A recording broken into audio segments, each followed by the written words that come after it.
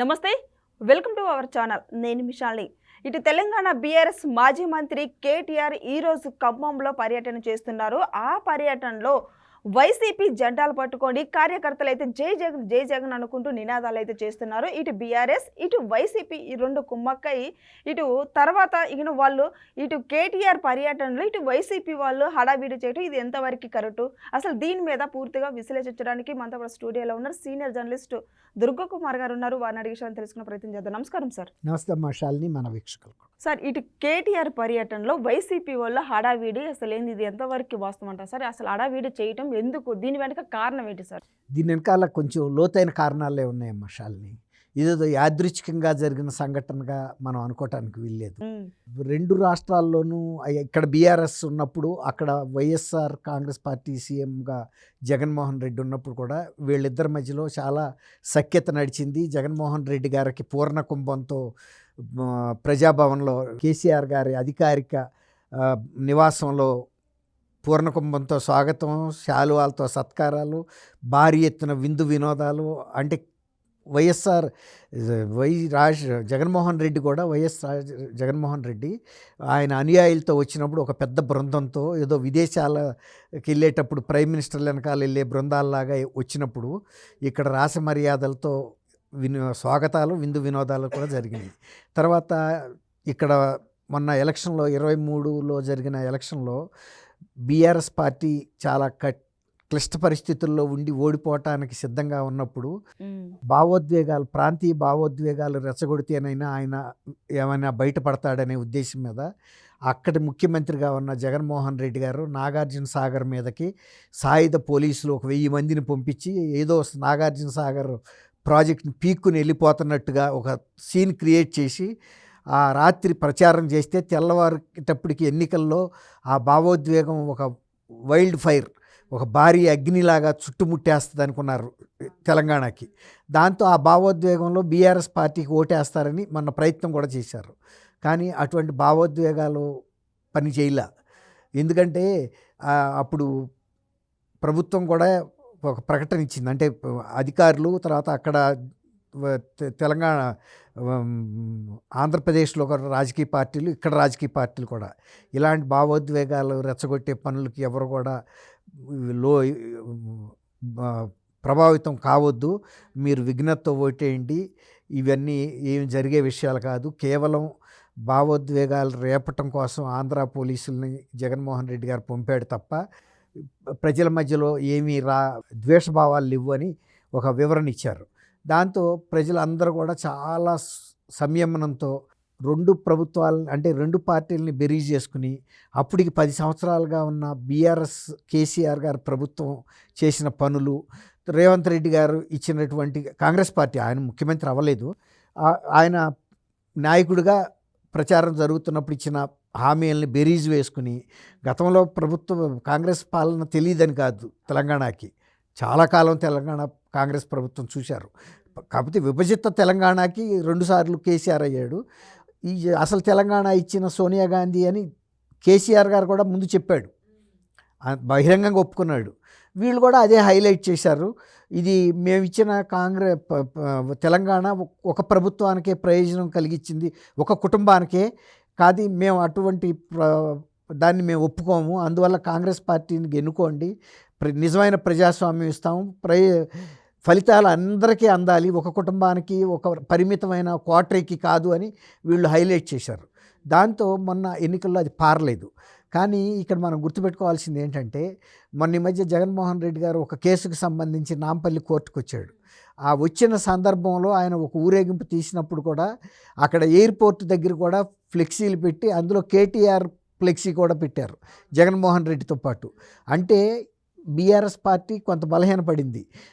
యువతల కాంగ్రెస్ పార్టీని ఎదుర్కోవాలంటే వాళ్ళ సొంత బలం సాలదేమో, ఇక్కడేదో జగన్మోహన్ రెడ్డికి కూడా కొంత బలం ఉంటుంది, దాన్ని మనం ఉపయోగించుకోవాలి అనేటువంటి ఆలోచన కూడా ఇందులో నిబిడీకృతంగా కనపడతా ఉంది, అంతర్గతంగా కనపడతా ఉంది. ఇప్పుడు అక్కడ కూడా యాదృచ్ఛికంగా నాయకన్గూడెం అంటే సూర్యాపేటకి ఖమ్మంకి మధ్యలో, సూర్యాపేట అంటే పాత ఖమ్మం జిల్లాకి సరిహద్దు, అది అక్కడ వీళ్ళు ప్రవేశించారు. ఇవాళ ఖమ్మంలో ఒక భారీ ర్యాలీ కూడా బీఆర్ఎస్ కేటీఆర్ ప్లాన్ చేసుకున్నాడు. అందులో కూడా వీళ్ళు కార్యకర్తలు ఉంటారని చెప్తున్నారు. ఉంటే కూడా ఉండొచ్చు. అంటే అక్కడ జగన్మోహన్ రెడ్డిని ముఖ్యమంత్రి చేయటానికి బీఆర్ఎస్ ప్రయత్నిస్తుంది. ఇక్కడ బీఆర్ఎస్ అధికారంలోకి రావడానికి జగన్మోహన్ రెడ్డి గారు తన వంతు ప్రయత్నం చేస్తాడు.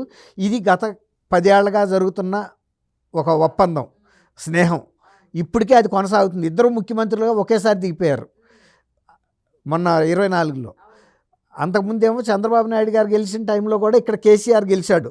2 టర్మ్స్ వరుసగా చేశాడు. అక్కడ ఒక్క టర్మ్ మాత్రమే చేయగలిగాడు జగన్మోహన్ రెడ్డి. 24లో జరిగిన ఎన్నికల్లో ఆయన ఓడిపోయాడు. ఇప్పుడు 2 ఊడిపోయిన మంచం కోళ్ళలాగా అయిపోయింది. ఇప్పుడు నువ్వు నా వీపు గోకు, నీ వీపు నే గోకుతాననే పరిస్థితిలో ఇది అంతర్గతంగా ఒక అవగాహనతో జరుగుతున్న ప్రయత్నంగానే కనిపిస్తూ ఉంది. సార్, ఎందుకు మొన్న ఇటీవల జగన్మోహన్ రెడ్డి పుట్టినరోజు కూడా కేసీఆర్ ఫోటో, కేటీఆర్ ఫోటో ఫ్లెక్సీల మీద జగన్మోహన్ రెడ్డి ఫోటోతో సహా బర్త్డే రోజు వాళ్ళిద్దరు ఫోటోలు కూడా పెట్టి కొన్ని చిన్న చిన్న ప్రోగ్రామ్స్ కూడా చేశారు. అంటే ఏం లేదు, వాళ్ళ కాంగ్రెస్ కూడా చాలా బలపడింది. వాళ్ళు ఊహించలా కాంగ్రెస్ అసలు ఇంకొక 30 ఏళ్ల పాటు అధికారంలోకి రాదు అని కేసీఆర్ బలంగా నమ్మాడు. నేను ఒక తెలంగాణ పితగా నాకు ఒక గౌరవం ఉంది, ఈ జనరేషన్ ఉన్నంతకాలం నన్ను ఎన్నుకుంటానే ఉంటారు అనుకున్నాడు. తర్వాత కాంగ్రెస్లో నన్ను ఢీకొనే నాయకుడు కూడా ఎవరో పుడతాడని ఆయన ఊహించలా. రేవంత్ రెడ్డి రూపంలో ఆయన గతంలో తెలుగుదేశంలో ఉండి కాంగ్రెస్లోకి వెళ్ళి అక్కడ పెద్ద పోటీ ఇచ్చాడు. ఈయన మాటకారితనం ఎంత ఉందో రేవంత్ రెడ్డి అంతకన్నా కూడా మాటకారిగా ఈయన్ని డి అంటే డి అని చేశాడు. ఓ రకంగా రేవంత్ రెడ్డి అంత ప్రాచుర్యంలోకి రావటానికి, ప్రజల్లో అంత పలుకుబడి రావటానికి కూడా ఒక రకంగా కేసీఆరే కారణం.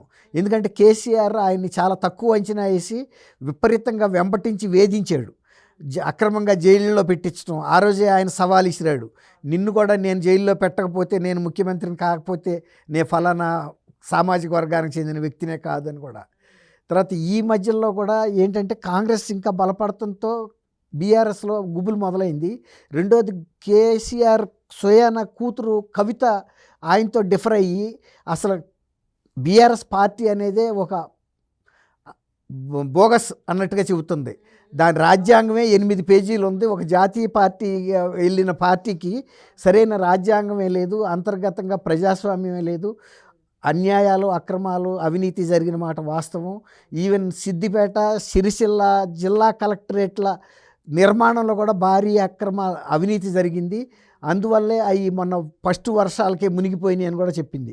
ఆ విధంగా బీఆర్ఎస్ పార్టీలో ఉన్న మొత్తం కడుపు చించుకుంటే కాళ్ళ మీద పడుతుందని మొత్తం పొట్ట చించి పేగులన్నీ బజార్ మీద వేసేసింది.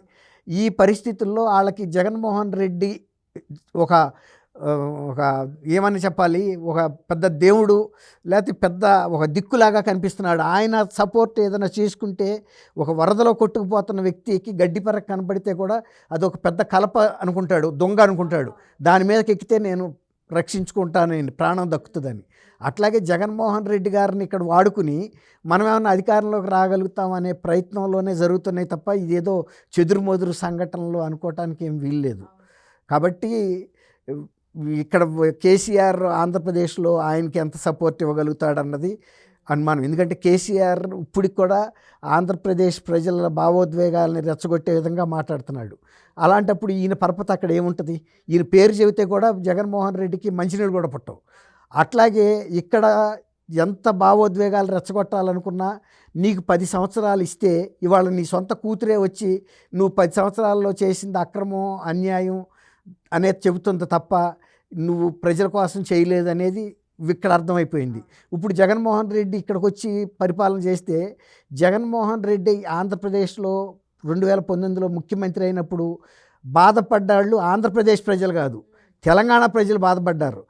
16 నెలలు ఇన్ని కోట్ల అవినీతి చేసిన వ్యక్తిని ముఖ్యమంత్రిగా ఎలా ఎన్నుకున్నారని. వీళ్ళకి ఏంటంటే రాజకీయ చైతన్యం ఎక్కువ. వీళ్ళు నిజాం పరిపాలనలో అనేక రకమైన దోపిడీకి, తర్వాత దాష్టికాలకి గురయ్యారు.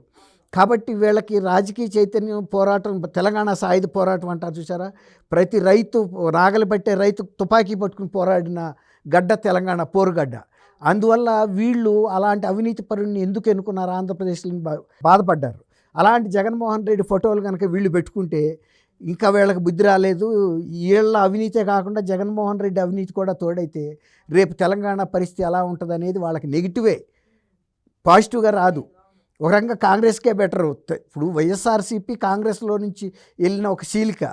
కాంగ్రెస్లో అన్న కొన్ని మంచి గుణాలు ఉన్నాయి కానీ వైఎస్ఆర్సీపీలో ఉన్నాయన్నీ చెడు గుణాలే. కాబట్టి వీళ్ళిద్దరూ కలయిక మూలాన జరిగేది ఇద్దరికీ నష్టమే. అది వీళ్ళు తెలుసుకోవాలి ముందు. కనీసం బీఆర్ఎస్కి ఇంత అంత ప్రజలు వైఎస్ఆర్సీపీ కన్నా బెటర్ ఇమేజ్ ఉంది. కానీ నిన్న కవిత తను రాజీనామా చేసి అసలు వైఎస్ఆర్సీపీఏ బోగస్, నాయకులందరూ అవినీతి పరులు, కేసీఆర్ గారికి కూడా తెలియకుండా వీళ్ళు చేస్తున్నారని చెప్పేటప్పటికి ఇంకా ప్రజలు కూడా ఇంత స్పష్టంగా కవిత లాంటి ముఖ్య నేత చెప్పిన తర్వాత ఇంకా ఇంకా ఇంకా ఎట నమ్ముతారు? నెక్స్ట్ మేము అధికారంలోకి వస్తాం. ఇటు బీఆర్ఎస్ నుంచి ఇటు కేటీఆర్ కావచ్చు, ఇటు వైసీపీ నుంచి జగన్మోహన్ రెడ్డి కావచ్చు.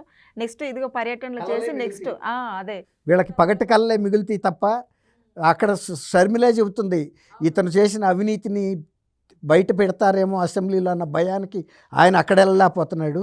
తర్వాత నిన్న శాసన మండలిలో కళ్ళనీళ్ళు పెట్టుకుని కవిత గారు చెప్పిన మాటలు విన్న తర్వాత తెలంగాణ ప్రజలు ఇంకా ఆ తర్వాత టీఆర్ఎస్ని బీఆర్ఎస్గా మార్చినప్పుడే సగం పరుగు పోయింది, అంటే అనుబంధం తెగిపోయింది.